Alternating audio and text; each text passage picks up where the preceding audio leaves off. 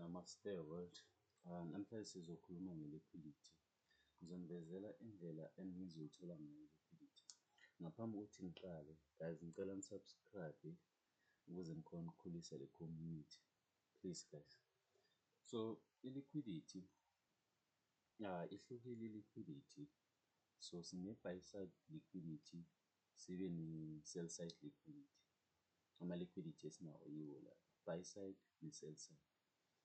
Indlela evela ngawo lama-liquidity lawa ihlukile. Khona i-video engayidropha before la ngikhuluma khona nge-liquidity. Ngikhulume nge-liquidity e-create ama-equal highs nama-equal lows. So ama-equal highs into ezifana nalezo, ne? Then ama-equal lows into similar to yona le but ephansi, ne? So ama-equal highs la, ne? Then ama-equal lows into efana nale. So la i-market ijike khona, singasho ukuthi mangabe nayazi i-logic ye-support and resistance. So la i-support angisho. So i-support i-market ifike yabhansa bese yaya phezulu. So lana sithi yini? I-sell side liquidity, lana i-buy side liquidity. Bese kuphinde kube ne-liquidity e-create-wa yini? Ama-sessions. Sinama-sessions ayi-3 angisho. So sine-Asia session, sine-London session, sibe nani? Ne-New York session. So i-Asia session ma izovula izovula i-create i-low ye-Asia session bese i-create i-high ye-Asia session. Leyo low ne-high ye-Asia session siyibiza ngani? I-low siyibiza nge-sell side, then i-high yakhona siyibiza nge-buy side. Then ne-London session izovula, then izo-attack-a ini? I-high ne-low eye-Asia session, nayithola? Then i-create i-high ne-low eyani? E-London session. Then kuleyo London session sesizoba nani? I-buy side liquidity ne-sell side liquidity, so that i-New York session mayivula nayo izokhona uku-attack-a ini? I-buy side liquidity ye-London, i-sell side liquidity ye-London. I hope le nto make sense. Then sibe nama-previous day highs nama-previous day lows. So ama-previous day highs nawo ayini? Ama-buy side liquidity, then ama-previous day lows ayini? Ama-sell side liquidity. Kule video le ngizonibonisa i-liquidity oyibheka njalo mangabe uzo-trader ngalelo langa lelo. So into oyibhekayo, so njengala sinani? Nalama-equal highs lawayana. So i-buy side yethu le siyayimakha i-buy side liquidity, paste. Then sibe nalama lows la, sibe nale low le, sibe nale low le. So sithini? Sell side liquidity le. So i-market izoyenzani? It's either izo-attack-a ini? I-buy side kuqala noma i-attack-e ini? I-sell side kuqala. So mayiqale nge-buy side, so uyazi ukuthi i-signal le esitshelayo ukuthi namhlanje sizobhaya. So bheka la, i-market iqale i-buy side angisho nayi-sell side. Iyele yaya phezulu yabhreka ini? I-buy side, nayithola?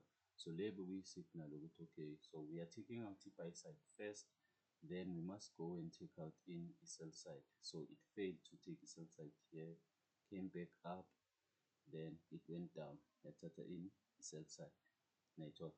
So immediately mayiceda ukuthatha i-sell side la, lana ishiye ini? Another buy side, nayibona ngisho ama-equal highs la. Then ya-create this mini structure. So sine high, sine low, lower high, lower low, high high. So bonke amakhala inversion value gap le.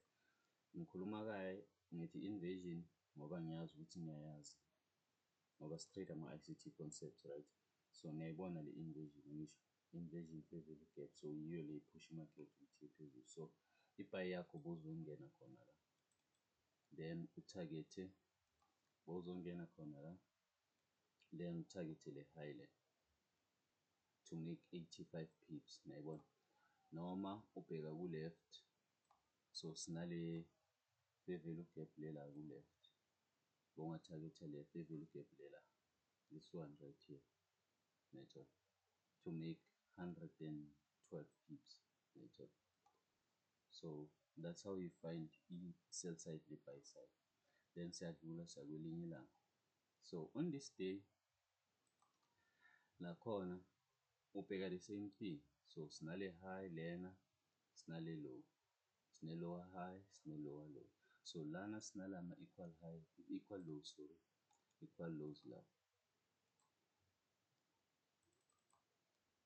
equal lows. So mangiphakamisa niyabo, i-low ithintile, yabo. So i-sell side yethu le. Then sibe nani ne-buy side. So i-buy side, so into oyibhekayo every time ubheka ukuthi i-Asia session, angithi it's the first session of the day. So uyabheka mawuzo-trade, mina ngi-trade i-London session, uyabheka ukuthi i-Asia session ekuseni beyenzani, i-create yiphi liquidity. So nayi liquidity yethu i-creative, yabo, equal highs la, equal lows. So this is our accumulation mangayibheka ngaleyo ndlela leyo. So sinama-equal highs, sinama-equal lows, i-buy side liquidity ne-sell side, i-buy side liquidity ne-sell side liquidity, angisho. Then i-price icale yathatha in i-sell side liquidity, nakho la yadrobha yayithatha i-sell side liquidity. So le bekuyi-signal ukuthi okay, ngifuna ukuya phansi, but before ngiya phansi kumele ngicale ngiye phezulu, uyayithola. Then it failed ukuchubeka iye phezulu, yabuya futhi yeza phansi during i-Asia session, bekusase-Asia session le, then yabuyela futhi yaya phezulu. So lana bese kuyi-London session le. So la ku-London session yasi-create-ela le formation le esithanda ukuyibona, yabo, ukuthi ngizoyiveza manje. So i-create le high lena, yathi low, lower high, lower low, uyayithola. Then yacala ya-consolidate, then ya-create another lower low. So mawubona le inversion fair value gap le, bowungangena ngayo, then utarget-e kuphi, kule low lela, to make like 67 pips, or le low lela, or you can target the previous day low, which is le low lela. So ungene la, wa-target-a le low la. Oh, that was too much. Uyayithola? Let me see. Yeah, uyayithola. So niyayibona ngiyithola kanjani. So ngibheka, so this le line le dotted line, le dotted le, i-period separator, like ingihlukanisela amalanga. So on a new day ngiyabheka ukuthi okay, during Asia session i-price beyenza, uyayithola. Then ngiya-conclude ukuthi okay, on this day nayi into engizoyenza, uyayithola. So another day futhi, on this day sinale high, i-low, higher high, higher low, equal high, yabo. Bese kube yini, i-lower low, lower high, lower low, lower high, lower low, lower high, lower low, lower high, lower low, then yabhala. So on this day bengekho that clear, but bowungayithola kanje, uyabona la, nama-equal lows, niyawabona ngisho.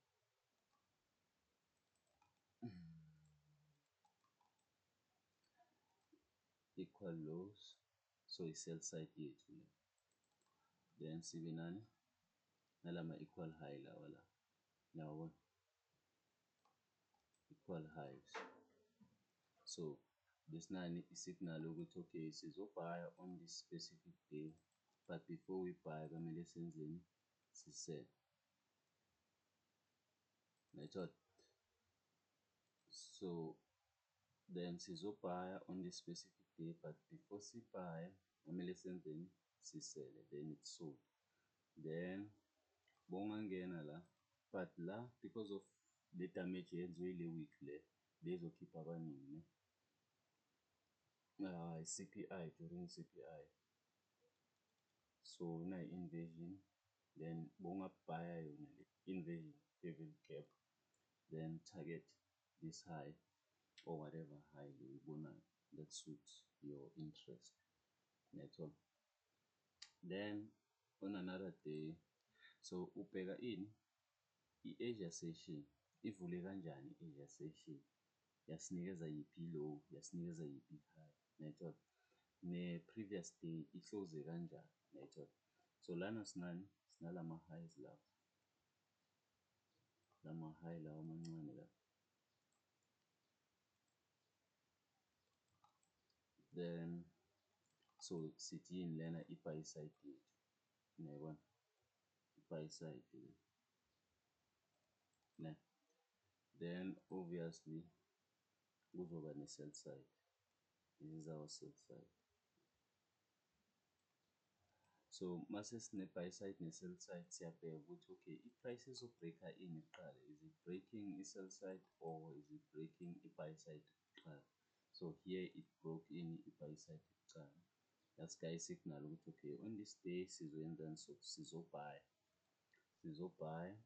but kamele siqale siye phansi kuqala, then it did that, came back here around 7 ekuseni, then I created this IFVG, inverse fair value gap, then bongabhaya yona le inverse fair value gap le, then target this high or that high network, then it bought. So uyithola kanjani lama highs and lows?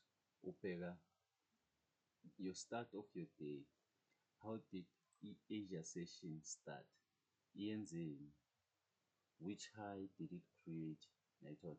So now it created a low le, this low right here ne? Then you create that high, those equal highs there, those equal highs network. So that's what you look for basically every day. So into ebhayizisa abantu nami bengibhayizisa esikhathini esiningi ukuthi like mangifika ku-market ngibheka something new every day network, kanti hhayi i-market yenza i-day one njalo, so why mina ngibheke into e-different every day network. So mangabe ufika nge-mindset le enginika yona manje ukuthi njalo ubheka into eyi-one, look for the same thing every day, look for the same thing every day network. So it went down, took out the low, then up. Okay, so you can see which it didn't take out the low first, it took out the high first ngalama weeks la network. Niyabona la ithathe i-high ngalama weeks lawa bese yabuya yeza phansi reactor kule fair value gap le. So bongabhaya le fair value gap le and target whatever leyo ufuna ukuyi-target network. Check lezi zinto ziyasiveza guys, angazi man, ngiyafisa like ukuniyenza ni-understand lento le, but then yeah angazi nizo-understand kanjani. So nayi i-low la, yabo i-low i-create-we yi-Asia session mayivula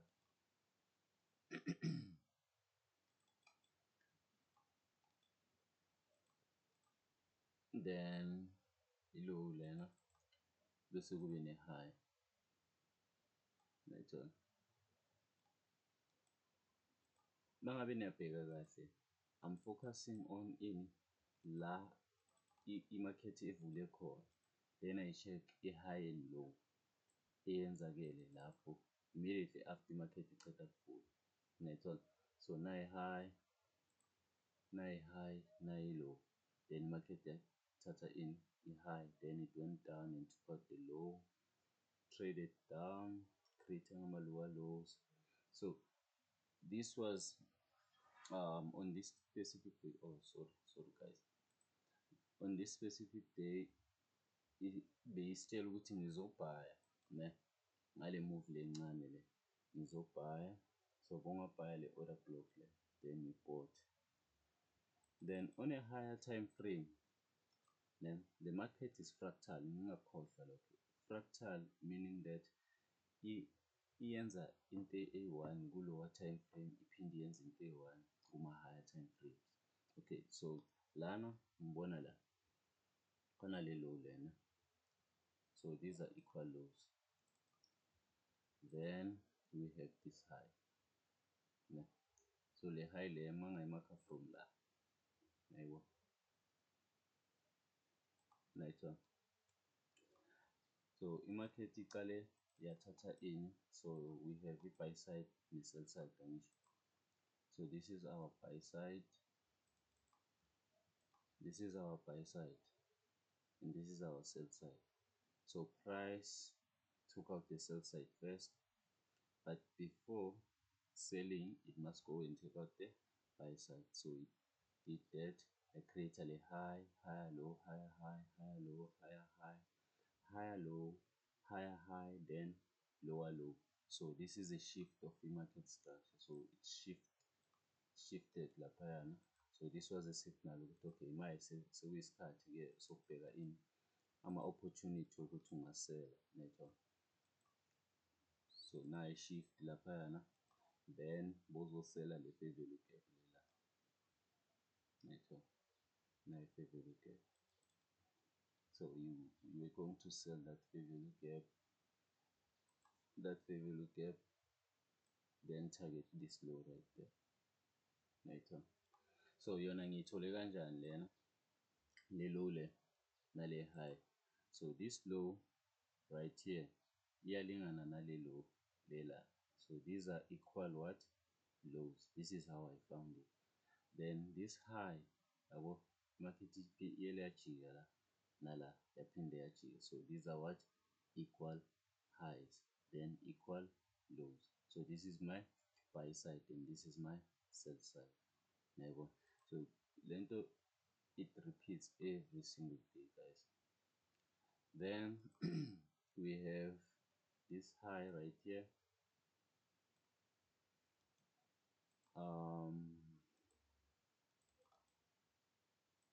then a low. So this is our buy side, that high, the buy side did, then sibe ne sell side, low yethu. So i-market yenzeni,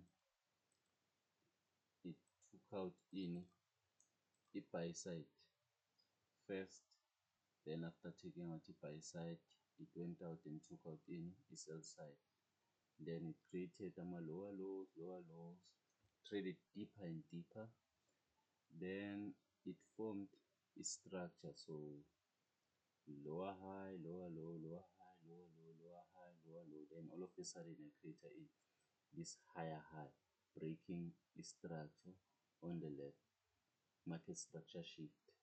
Then I created a fair value gap there. So bongabhaya yona le fair value gap le, buy this fair value gap. Angithi kunikile isignal la ukuthi ngizobhaya, but kumele ngicale ngisele. Then sengiselile, sengiyashifta manje sengifuna ukubhaya manje, network. Then nayi fair value gap bongabhaya yona, then utarget le high lela, network. So that is that, guys. Okay, I want to show you something. I'm not talking about like into engayenzi, ne? I'm going back. Okay, so ever since I discovered this being a practice, and I thought it was September, I think the 6th, being a practice, just trying to master it. And this trade I took it on a live, I was live, yeah.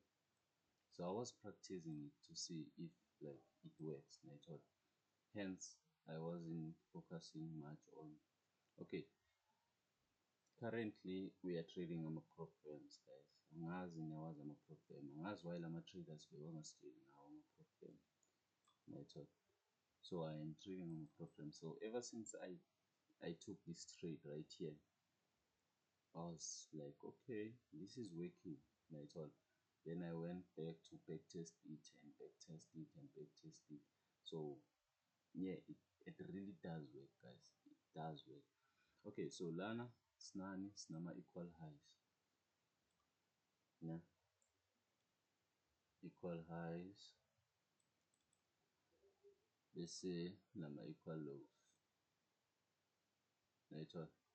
Then i-price yenzani yeza yozothatha i-low kuqala, so signaling ukuthi sizosela on this specific day. So we have the equal highs, then equal lows, then price went down, took out the low first, then it created the structure. So we have this low, lower high, lower low, lower high, lower low, then higher high. So it shifted structure right here. It shifted up high structure. Ne? Then after the shift, I saw this fair value gap. Then I was like, okay, this is the opportunity now to enter and to target this high, right? This high right here, I thought, or the fair value gap level. So you see, I entered here, then I targeted um, the fair value gap right there. Ngiyakhumbula the market was volatile, so my take profit was somewhere here. Then because of the volatility market yayiphusha yangikhipha khona network. Then another one naira. So price went down, created this low. Let's say lower high, lower low, lower high, lower low, then higher high. So a shift happened right here. The shift happened right there. Yeah. Then after the shift, I waited for a price ukuthi ibuye. So now azotesta this fair value gap right there and this inversion right there. So I took the opportunity to buy that inversion fair value gap. Then I targeted this fair value gap right here. Right. So bring up ngibhayela the inversion, then ngatargeta this fair value gap right there. That's all. So I was, if like besengisebenzisa the kind of mindset that I have right now, bengizosela futhi la and target this low right here. But that is that, guys. So this is how you find these things, the low and high of the day. So you check ukuthi i-Asia session beyenzani ekuseni, immediately mavuka during London session, you check ukuthi okay, which low did i-Asia session create, right? Which high did the Asia session create? Then we mark. Then after marking it, the low, the high and the low, you wait for the market to clear your buy side and clear your sell side, right? Then after that, you wait for the opportunity to execute. Opportunity is the pattern, the famous pattern, market maker buy model or market maker sell model. So a market maker sell model is something like this one. So we have this high, higher low, higher high, equal low, lower high, lower low. Right? So this is your market maker sell model. Sorry guys. A high, higher low, higher high, lower low, lower high, lower low. So bongasela if you look at right? So yeah, that is that, guys. It's not that hard to find this thing. So on this the next day, so today is Friday, this is Saturday, sorry. Uh Probably Monday, my Vuli market. Currently we have Snale low, Snale high, currently. Even a higher low, lower high, equal low. So sinalama-equal lows lawo okwamanje. Asazi ukuthi i-Asia session ya-Monday mayivula izoyenzana nje. So into esinayo currently nayo, then sizobona ukuthi kuyenzakalani Monday. Right? I hope this makes sense, guys. So this is how you find your liquidity, your buy side and sell side liquidity. You look at Asia session, you focus on Asia session. If you trade a London session, if you trade in New York session, nakhona you focus on Asia session ne-London session. So you see here, so the price it gapped, created a gap, new day opening gap, then during Asia session I create a low, a high level.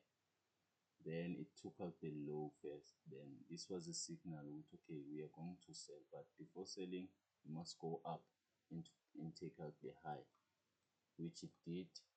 It went up and took out the high, creating higher highs and higher lows.